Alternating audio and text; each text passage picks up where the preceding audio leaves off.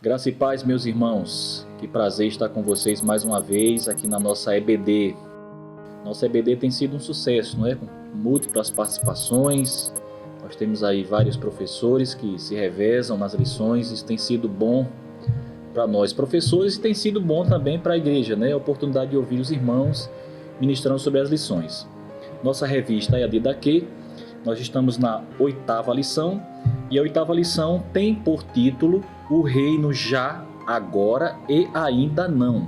Calma, eu vou explicar o que significa o reino já agora e o ainda não, tá bom? Então, nosso texto base para essa lição aqui é Lucas, capítulo 12, do verso 35 ao 48. E nós temos ainda o alimento diário para a caminhada. Não esqueça que há um incentivo para que você leia textos de segunda a domingo. Os textos que estão propostos nessa nossa lição são correspondentes ao texto da lição e também à própria lição. O tema da lição, como já falei, é o reino já, agora e ainda não. E o que vem a ser o reino já, agora e ainda não? Quero deixar claro para vocês que não há um paradoxo, tampouco uma contradição no que diz respeito a esse aspecto do reino já e o ainda não. Na verdade, essa é uma teologia que corresponde a um paradoxo temporal. É uma tensão entre o que já está ativo do reino e o que ainda será ativado, eu diria assim, de forma plena, não é? Então, o que já está em cumprimento e o que haverá ainda de se cumprir na sua plenitude. Então, essa é a tensão, tá bom? Que corresponde a esse aspecto do reino chamado o já e o ainda não. É o lapso temporal ou paradoxo temporal. As coisas que já legalmente fazem parte do reino, no entanto, elas não estão ainda praticamente cumpridas plenamente. Deixe-me dar um exemplo. Nós já somos salvos na pessoa bendita de Jesus Cristo. No entanto, nós ainda não gozamos da plena salvação. Isso vai acontecer quando o Senhor vier arrebatar a sua igreja, ou pela morte eu vá ao encontro, ou nós iremos ao encontro do Senhor pela morte. Aí a nossa salvação haverá de se consumar, não é? Nós estaremos então salvos para todo sempre. O que não significa dizer que nós já não somos salvos pelo sacrifício de Cristo na cruz do Calvário. Então seria mais ou menos uma relação entre direito e fato. Nós somos de fato salvos, ou melhor, de direito nós já somos salvos, mas de fato ainda não estamos completamente salvos. É basicamente essa tensão desse paradoxo temporal que existe no que diz respeito à teologia do reino, o já e o ainda não. Esse texto que eu vou ler, o de Lucas capítulo 12, verso 35 ao 48, há outras correspondências que eu vou referenciar, mas não vou ler. Eu quero que você acompanhe comigo a leitura. Se você está com a sua Bíblia aí, por favor, abra sua Bíblia em Lucas capítulo 12, do verso 35 ao verso de número 48. E diz assim o texto sagrado: Estejam cingidos vossos lombos e acesa as vossas candeias. Sede vós semelhante aos homens que esperam o seu Senhor, quando houver de voltar das bodas, para que, quando vier e bater, logo possam abrir-lhe. Bem-aventurado aqueles servos, os quais, quando o Senhor vier, os achar vigiando. Em verdade vos digo que se cingirá e os fará sentar à mesa, chegando-se, os servirá. E se vier na segunda vigília, se vier na terceira vigília, e os acharem assim, bem-aventurado são tais os servos. Sabei, porém, isto: se o pai de família soubesse que hora havia de vir o ladrão, vigiaria e não deixaria minar a sua casa. Portanto, estai vós também preparados, porque virá o Filho do Homem a hora em que não imaginais. E disse-lhe Pedro: Senhor, dizes esta parábola a nós ou também a todos? Disse-lhe o Senhor: Qual é, pois, o mordomo fiel e prudente, a quem o Senhor pôs sobre seus servos para lhes dar a tempo a ração? Bem-aventurado aquele servo a quem o seu Senhor, quando vier, o achar fazendo assim. Em verdade vos digo, sobre todos os seus bens o porá.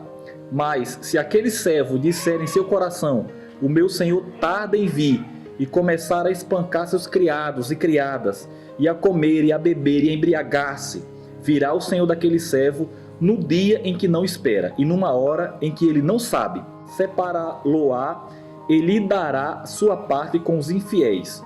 O servo que souber a vontade do seu senhor e não se aprontou, nem fez conforme sua vontade, será castigado com muitos açoites. Mas o que não soube e fez coisas dignas de açoites, com poucos açoites será castigado. E qualquer que muito for dado, muito lhe se pedirá. E ao que muito lhes confiou, muito mais lhes pedirá. Esse é um texto bíblico que podemos dizer é um texto de ordem escatológica, porque esse texto faz menção da segunda vinda de Jesus Cristo. O texto tem um aspecto que aponta para os últimos acontecimentos da humanidade. Entre eles, haverá a segunda vinda de Jesus Cristo. E Jesus está advertindo seus discípulos e os seus ouvintes acerca deste assunto. Nós temos ainda textos correspondentes com esse texto aqui, além da caminhada do alimento diário para a semana. Nós temos o texto de Lucas 16, de 1 a 8, e também o verso de número 16. No capítulo 16 há textos que são correspondentes a esse texto aqui. E em Mateus capítulo 25, do 1 a 13,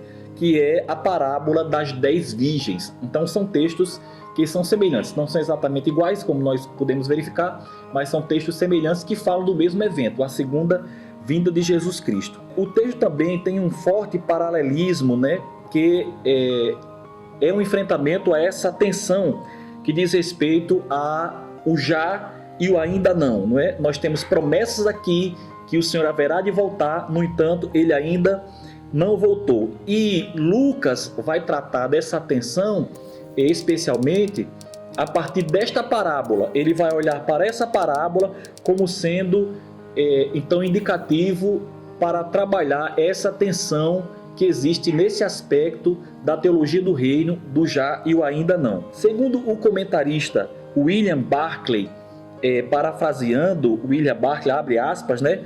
Esta passagem tem dois sentidos. Refere-se, por um lado, à segunda vinda de Jesus Cristo e, em segundo sentido, e mais amplo, ao momento em que o chamado de Deus entra na vida do homem.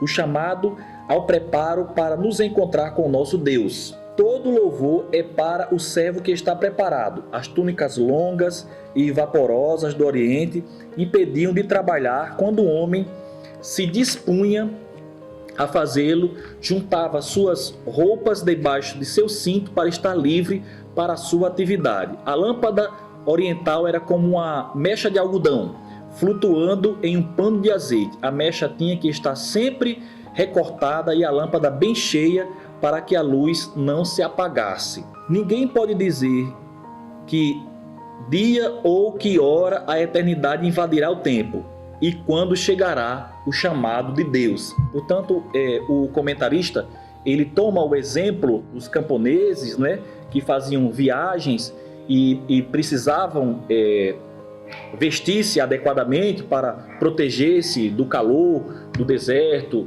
do frio, da noite, e também ter materiais para, durante a noite, poder desfrutar de algum tipo de luz, né? Para poder ver onde estava pisando e, se estivesse parado, iluminar o ambiente. Então, a parábola tem esse aspecto de encorajar a vigilância, a observância, né?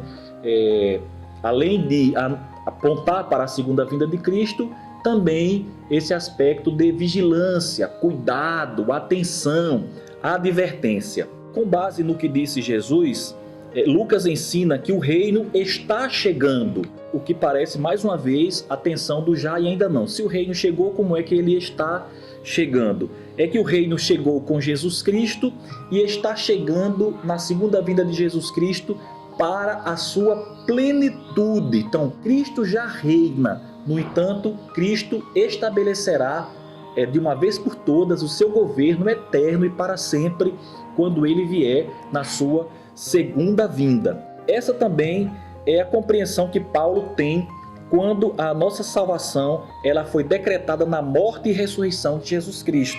Todavia, ainda não foi desfrutado na sua plenitude. Se você ler Romanos, capítulo 13, verso 11, você vai ter então certeza e clareza em relação a esta passagem, tá certo? Mensagem da lição.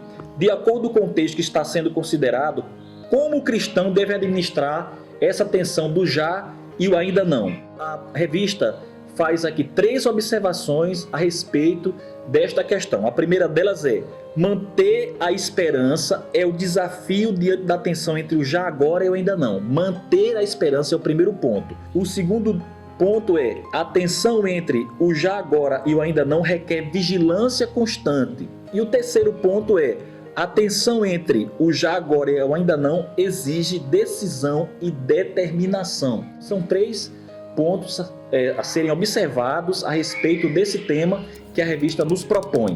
Então, para o primeiro ponto, manter a esperança é o desafio diante da tensão entre o já agora e o ainda não. Lucas faz uso de um exemplo corriqueiro em seus dias para ilustrar o ensino e a tensão sobre o já e o ainda não. Ele retrata a esperança paciente do servo pela volta de seu senhor que estava numa festa.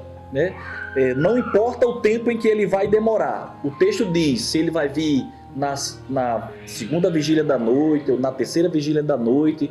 Enfim, a espera deve ser paciente. Portanto, manter a esperança é o desafio diante da tensão do já e o ainda não. Essa tensão ela deve ser encarada com esperança e não com desesperança, A recomendação para o servo dentro da parábola é que ele espere com diligência, ele tenha esperança, coragem, E não desista imaginando que o que ainda não veio, não virá. O texto diz que o Senhor saiu para uma festa, não disse que hora voltava. Portanto, fica para nós essa lição, esse exemplo importante e essa observância. Devemos aguardar com esperança, entender que essa tensão que existe entre as promessas e o não cumprimento ainda dessas promessas, eles exigem um lapso de tempo. E esse lapso de tempo, nós chamamos isso na teologia de o já agora e o ainda não. Nós já temos a promessa agora, mas o cumprimento ainda não aconteceu. Aparentemente, a demora do Senhor não deve gerar abatimento no cristão, pois, segundo o apóstolo Pedro, não tarda a sua promessa, como alguns julgam demorada. Está lá em 2 Pedro 3, do 9 ao 10. Ele diz que nos últimos dias as pessoas haverão de faltar com a esperança, e desacreditar nas promessas. No entanto, essa não deve ser a nossa conduta. Muito pelo contrário, nós devemos estar sempre firmes na esperança e na confiança de que o Senhor cumprirá suas promessas, e essa promessa infalível em sua volta, ela haverá de se cumprir cabalmente. Em meio a essa tensão chamada aparente demora, o cristão é chamado para manter a lâmpada acesa, O cristão é chamado ao desafio de viver uma vida intensa, uma vida dedicada ao Senhor. 1 Pedro, capítulo 1, verso 3 diz: bendito seja o Deus Pai de nosso Senhor Jesus Cristo, que segundo a sua muita misericórdia nos regenerou para uma viva esperança. Portanto, a volta de Cristo e a consumação do reino são garantidas pela palavra de Deus. Não falte com a esperança, não se desespere. O Senhor haverá de voltar e o Senhor haverá de cumprir suas promessas. Essa questão que envolve o tempo é também fruto da misericórdia de Deus. Entenda que é para que muitos sejam alcançados e sejam salvos pelo Senhor. Bom, meus irmãos, vamos então para o nosso segundo ponto. A tensão entre o já agora e o ainda não requer vigilância. Lembrando que o primeiro ponto, manter a esperança é o desafio diante da tensão do já agora e o ainda não. Pois bem, se o segundo ponto nos encoraja à vigilância, também diz respeito aos aspectos que estão ou elementos que estão ali na parábola, O verso 37 diz: bem-aventurados aqueles servos a quem o Senhor, quando vier, os encontrar vigilantes. Em Mateus 24, dos versos 45 a 51, nós encontramos a parábola do servo bom e do servo mau. O que diz essa parábola? Essa parábola diz que, enquanto o Senhor estava ausente, um servo mau passou a maltratar os seus conservos. E o servo bom se manteve firme, vigilante, aguardando com esperança e com firmeza a volta do seu Senhor, que lhe garantiu que voltaria. Esta parábola nos ensina bastante sobre a vigilância, estar atento e vigilante. Veja que ter esperança e estar vigilante são duas coisas distintas. Eu tenho esperança na vinda do Senhor, eu acredito que Ele virá. No entanto, isso deve ser acompanhado de uma conduta correspondente. Eu devo também vigiar, estar atento para a vinda do Senhor. E você pode estar pensando, o que é então vigiar, esperar a vinda do Senhor vigilante? O que seria isso? Nas condutas dos servos, nós então temos o nosso parâmetro para entender o que é estar vigilante ou não, não é? O texto diz que, o texto da parábola, que um servo passou a maltratar os seus conservos, ou seja, ele passou a ter uma conduta negativa, ruim, não correspondente com a sua esperança, enquanto o outro agiu de modo benéfico, o outro foi bom, o outro foi caridoso, né? O outro aguardou com confiança, e essa confiança implicava também em ter comportamentos correspondentes. Portanto, você crê que o Senhor virá, você acredita que Ele vai vir, você tem esperança na sua vinda, a sua vida deve girar também em torno dessa esperança. A sua vida deve ter ações correspondentes a essa esperança. No texto básico desse estudo, Lucas enaltece a atitude do servo que está em prontidão para receber o seu Senhor. Não importa o lugar, não importa a hora em que ele vai chegar.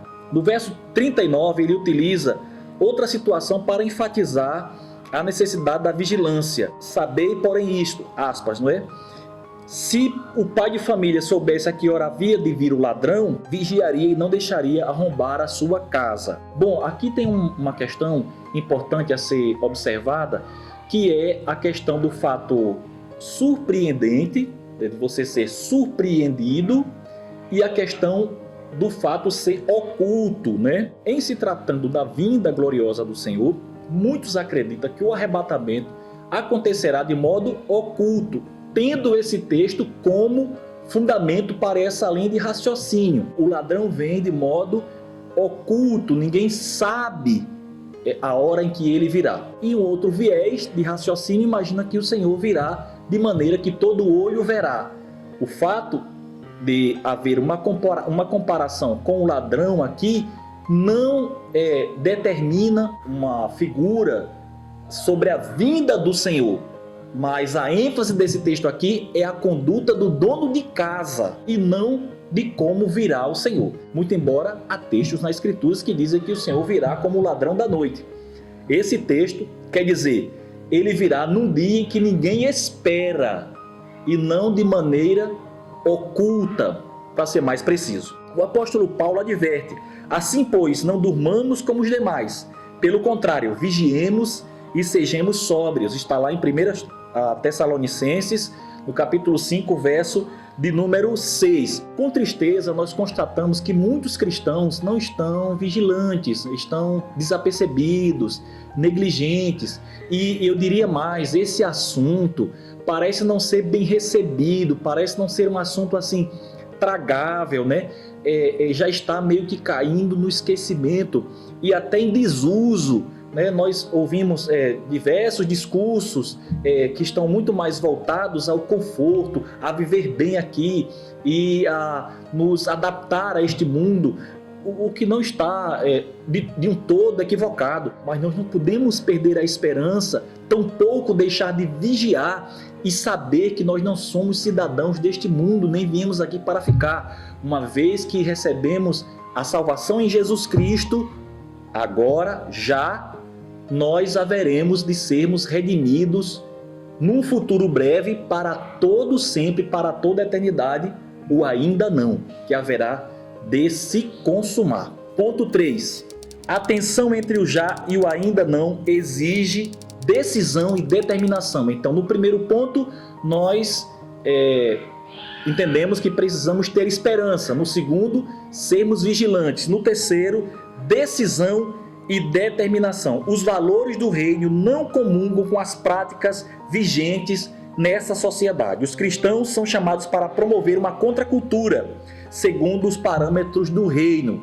Ou seja, o cristão não está acomodado a este mundo. A Bíblia diz em Romanos capítulo 2, portanto, meus amados irmãos, transformai-vos pela renovação da vossa mente.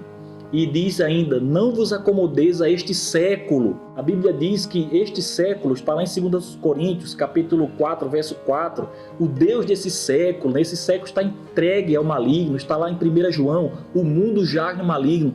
Portanto, nós não somos alienados, nós não estamos aqui também de um modo, como eu diria, total e absolutamente desconectados desse mundo. Nós vivemos nesse mundo e devemos ser inteligentes vivendo nesse mundo. No entanto, nós não devemos nos acomodar aos padrões desse mundo. Entenda, não é que vamos ser alienados nesse mundo, mas nós não vamos nos acomodar aos padrões, aos princípios desse mundo, porque a Bíblia diz que o amor do mundo, o amor ao mundo é pecado contra Deus. Você não deve amar o mundo, está escrito nas Escrituras, lá em 1 João, não ame o mundo e aquilo que há neste mundo, não é? Quando a palavra mundo aparece dentro daquele contexto, não diz a natureza, o sistema solar, a criação, não é isso. As pessoas diz respeito a um sistema. Esse mundo obedece a um sistema, esse sistema é pecaminoso e nós não devemos nos acomodar a esse sistema pecaminoso. E aí nós podemos assim ter exemplos vastos, né? Nós não devemos nos acomodar a esse mundo, nos comportar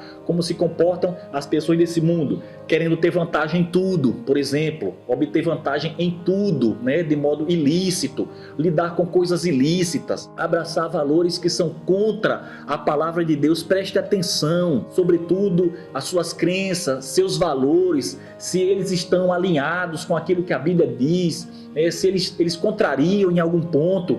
Meu irmão, se alguma ideia, ideologia, alguma coisa que você acredita, crê, confronta o que diz as Escrituras, o valor das Escrituras, é muito importante que você abandone, reavalie, repense, porque de fato não é coerente. Nós não devemos nos acomodar a esse mundo, e isso exige de nós decisão e determinação. Veja bem, para servir a Deus, nós precisamos de fato de uma decisão firme e de uma convicção inabalável. Meu irmão, o sacrifício de Jesus na cruz do Calvário foi algo absurdo, né? Foi um evento para romper, né, com o pecado de toda a infinitude, eu não diria de toda a eternidade, porque o pecado não existe em toda a eternidade, mas em toda a infinitude, né? Todos aqueles que pecaram e aqueles que ainda vão pecar, o sacrifício de Jesus Cristo é suficiente para perdoar. Portanto, é uma ruptura muito séria no tempo, no espaço, né? É uma ruptura muito séria espiritualmente. É uma ruptura muito séria, e o preço que foi pago é muito sério. Portanto, cada cristão deve carregar sim a sua cruz, abnegar a sua natureza pecaminosa e então aguardar a vinda do Senhor com esperança, ser vigilante, que as suas atitudes sejam correspondentes com o que prega as Escrituras Sagradas, e uma decisão firme de seguir a Jesus, rompendo com os valores desse mundo. Meu irmão, eu poderia aqui elencar uma dezena de coisas que são incorretas e estão em vigência, mas eu quero deixar a seu critério, eu quero que você pense a esse respeito, eu quero que você conclua lendo as Escrituras. Fica até fácil e talvez até fácil também de se contrapor, de você contradizer o que eu estou dizendo, e inclusive no que diz respeito à linguagem, né? Tudo pode ser muito relativo, a minha cosmovisão pode ser diferente da sua, e você pode alegar, inclusive, este ponto, né? Meu ponto de vista não é igual ao seu, nós temos o direito de divergir nas nossas opiniões. Bom, tudo bem, tudo isso é aceitável. No entanto, quando você confronta os seus padrões, os seus princípios, os seus valores, as suas crenças com o que diz as Escrituras, e se há alguma confrontação, se há alguma transgressão com princípios bíblicos, você deve abandonar mesmo que isso lhe custe alguma coisa. A Bíblia diz, Jesus mesmo disse, né, no Evangelho de Mateus: se tua mão te faz pecar, arranca e lança fora teu olho, te faz pecar. É claro que nós não devemos interpretar isso de modo literal. No entanto, ali exige de nós uma decisão radical em relação ao pecado, em relação a coisas pecaminosas, a coisas que estão contaminadas pelo pecado. A nossa vida santa não deve, não pode ser maculada pelo pecado. Somos chamados por Jesus Cristo para realizar nesse mundo uma missão muito espiritual e trazer algo muito novo, que é o Evangelho, né? Nesse mundo caótico, nesse mundo de caos, nesse mundo de pecado, o Evangelho cabe bem para salvar os pecadores. E compreendendo então esse paradoxo temporal, né, de uma possível contradição, eu já expliquei que não é, entre a promessa e o cumprimento da promessa, há um lapso de tempo. Então nós chamamos isso de o já e o ainda não. Cristo já reina, mas reinará plenamente. Esse espaço de tempo é o espaço em que a misericórdia e a graça de Deus está sendo derramada para a salvação dos homens maus e homens ímpios. E eu e você, como igreja do Senhor, devemos pregar esta mensagem. Recapitulando: manter a esperança no desafio da tensão entre o já e o ainda não, ser vigilante, manter a constância e, em terceiro lugar, decisão e determinação.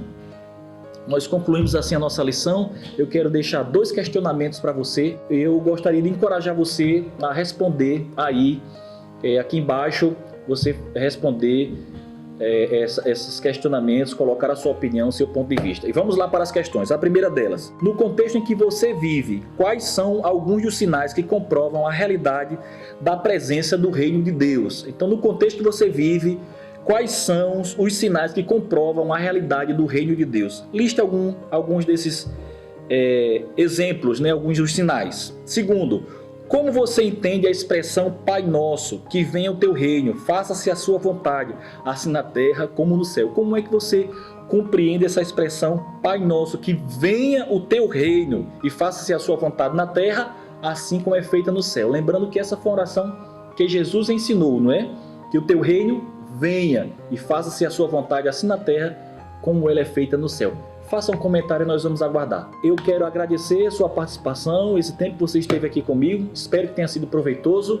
Recomendar as próximas lições. Se você não viu as lições passadas, dê uma olhada lá nas lições, tá certo? Foram lições ministradas com bastante carinho e dedicação. A última, por exemplo, está muito especial e eu espero que as próximas estejam tão melhores quanto as passadas, tá certo? Que Deus abençoe você. Um forte abraço, boa semana e até domingo que vem.